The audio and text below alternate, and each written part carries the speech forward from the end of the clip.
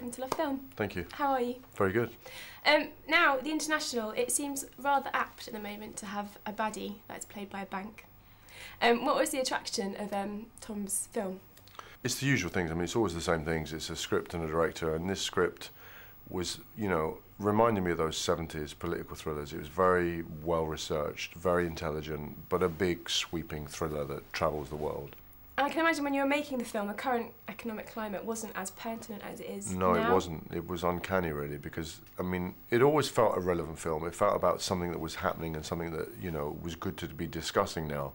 But no one could have foreseen that it would be this relevant because, you know, it's about us questioning a huge bank and, you know, and believing them to be totally corrupt and trying to bring them to justice in some way. Obviously, it's got quite a dark feel to it, but there's lots of entertainment in it as well. And one of the biggest scenes that I'm sure everyone's talking to you about is the Guggenheim scene.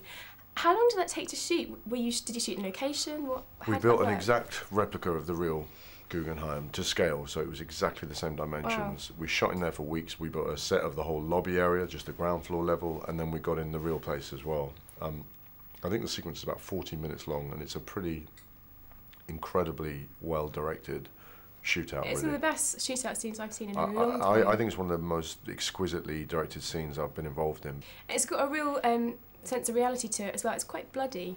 Yeah. It doesn't kind of hide away or shy away from anything. No, and I always think that's important in films like this. It's like, you know, you don't want to step out of the film and suddenly just do some huge entertaining shootout where it suddenly feels like a very different film.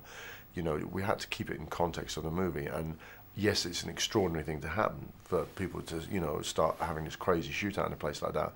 But you have to treat it from the angle of we've got to make this feel as believable as we can. And what do you hope that people take away from watching something like The International? Because it is entertaining, obviously, but it's got quite dark undertones to it. I think that the fear is, because of it's so timely, and that's just the way it's panned out, is that people think it's a very dry political film about the banking industry, which, frankly, who wants to go and see a movie about that?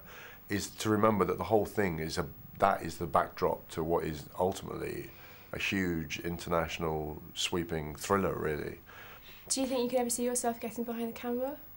I flirt with it as an idea sometimes, but the rhythm of a director is so different from an actor. You know, a film like this, I can go off and make 2 more movies and come back, and Tom Tykwer is still in the tunnel of making this movie. It's, you know, it's a minimum of 2 years of your life, really, to direct a movie.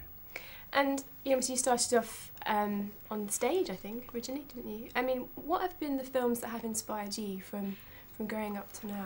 I'm still catching up with classics that I never saw when I was young, or I was too young to see, you know. I still go back and love watching old movies. Is there anything in particular you've seen recently that you...